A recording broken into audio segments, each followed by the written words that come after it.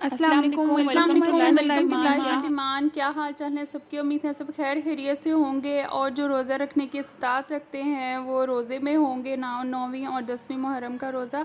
और क्या हाल चाल है? आज मैं आपके लिए बहुत ही ज़बरदस्त सी खीर की रेसिपी लेकर आई हूँ। इसको आप मुहर्रम में 10 मुहर्रम को बना के तो आप इसको बाँट भी सकते हैं। इसके अलावा किसी दावत वगैरह में भी आप इसको ट्राई कर सकते हैं। बहुत ही ईज़ी और बल्कि ईज़ीएस्ट रेसिपी है, आप इसको ज़रूर ट्राई कीजिएगा। तो इसको स्टार्ट करते हैं। उससे पहले आप मेरे चैनल को सब्सक्राइब कर लें और बेल आइकॉन को भी दबा दें ताकि आप मेरी मोर वीडियोस को एंजॉय कर सकें। सबसे पहले मैंने चावलों को अच्छी तरह वॉश कर लिया और वॉश करने के बाद मैंने इनको दूध में ही भिगोना है। 1.5 से 2 कप दूध लेके तो उसके अंदर चावल मैंने ऐड किए और इनको मैंने भिगोने के लिए कम से कम आधा घंटा ज़रूर इसको भिगोइएगा, भिगोने के लिए रख दिया। और दूसरी तरफ मैंने दूध को बॉयल होने के लिए रख दिया। जब दूध अच्छी तरीके से बॉयल हो जाएगा तो फिर हम इसमें ऐड कर देंगे ये जो चावल और दूध का मिक्सचर होगा। मिक्सचर कैसे रेडी करेंगे कि उसको दूध समेत ही हमने ब्लेंडर में डालना है और उसको अच्छे तरीके से ब्लेंड कर लेना है। बिल्कुल फ़ाइन सा इसका पेस्ट रेडी हो जाएगा, बिल्कुल स्मूथ सा। तो फिर जब दूध बॉयल होगा तो हम इसमें इस पेस्ट को ऐड कर देंगे।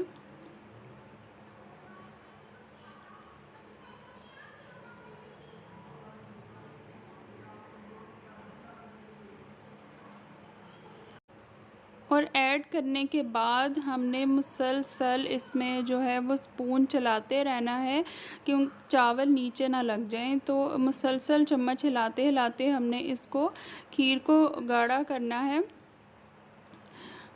ऑलमोस्ट हाफ़ एन आवर में अच्छे से थिक सी होने लगेगी और चावल भी अच्छे तरीके से गल जाएंगे। मैं हमेशा मुहर्रम में कोई भी चीज़ अगर बाँटती हूँ तो वो मैं रोज़ा खुलने के टाइम पे बाँटती हूँ। रोज़ा कुशाई की मेरी नीयत होती है कि वो सवाब मिलेगा अगर हम कोई चीज़ बाँट रहे हैं तो वो रोज़ा जो भी उससे खोलेगा उससे सवाब मिलेगा। मुसलसल स्पून चलाने के बाद ये काफ़ी हद तक गाढ़ी हो चुकी।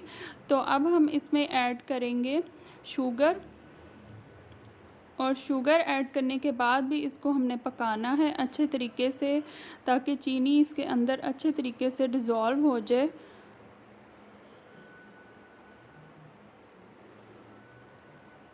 और इसका भी पानी खुश्क हो जाए। और ये देखें काफ़ी हद तक गाढ़ी हो चुकी है। तो अब हम इसमें ऐड करेंगे सब्ज़ इलायची का पाउडर। 1 टेबलस्पून मैंने इसमें ऐड किया और फिर इसको बस 5 मिनट हमने अच्छे तरीके से मिक्स करना है। तो ये हमारी ज़बरदस्त सी जो है वो खीर बहुत ही क्विक और ईज़ीएस्ट रेसिपी है। आप इसको ज़रूर ट्राई कीजिएगा। और सबसे एंड पे मैंने इसमें खुश्क दूध ऐड कर दिया था मोर अच्छे फ्लेवर के लिए, ज़्यादा फ्लेवर को इन्हेंस करने के लिए। तो इसको फिर आप बीटर से अच्छे तरीके से मिक्स कर लीजिएगा और नहीं तो आप ना इसको घोल के पहले अच्छे तरीके से पानी के अंदर तो फिर आप इसमें ऐड करेंगे तो फिर गुठलियाँ बनने के भी चांसेस नहीं होते। तो वो आप ऐड कर लीजिएगा इस तरह से घोलने के बाद। तो शुगर मुझे थोड़ी सी कम लग रही थी तो वो फिर मैंने थोड़ी सी और डाल दी और इसको अच्छे तरीके से मिक्स किया। तो बस ये हमारी खीर रेडी है। और फिर मैंने बचपन की याद ताज़ा की। बचपन में हम लोग ये खाते होते थे बड़े शौक़ से ना। ये मिट्टी के जो पॉट्स होते हैं उनके अंदर खीर डाल के। तो वही मेरे बच्चे लेके आए बड़े शौक़ से परचेज़ करके। तो फिर इसके अंदर हमने डाल के तो सबके घरों में ऐसे ट्रेज़ में रख के तो ऐसे ही हम लोगों ने भेजी थी। बीच में मुझे याद है वो ज़र्दा रंग का हल्का सा डॉट होता था तो वो भी मैंने इस पर डाला तो ईमान को बड़ी कलरफुल सी ये लगने लग गई थी। इसके ऊपर थोड़े से हमने बादाम वगैरह छिड़के, बादाम पिस्ते आप चाहें तो कोई भी ड्राई फ्रूट आप इसके ऊपर ऐड कर सकते हैं। बस ये हमने फिर बच्चे बहुत पुरजोश थे और उन्होंने हर घर में जाके ख़ुद दे के आए थे और बच्चों को भी जो गुज़र रहा था रास्ते में उसको भी पकड़ा देते थे तो बहुत खुश हो गए थे। थोड़ी सी एक्टिविटी इनकी हो गई थी। होप आप भी ट्राई करेंगे और मुझे ट्राई करके ज़रूर बताइएगा कि आपकी ये कैसी बनी। जो बाद में खुश्क दूध ऐड होता है ना, उससे बहुत अच्छा फ्लेवर आता है इसका। और अगर आप डब्बे के दूध से बनाते हैं तो उससे भी बहुत गाढ़ी और अच्छी फ्लेवरफुल बनती है।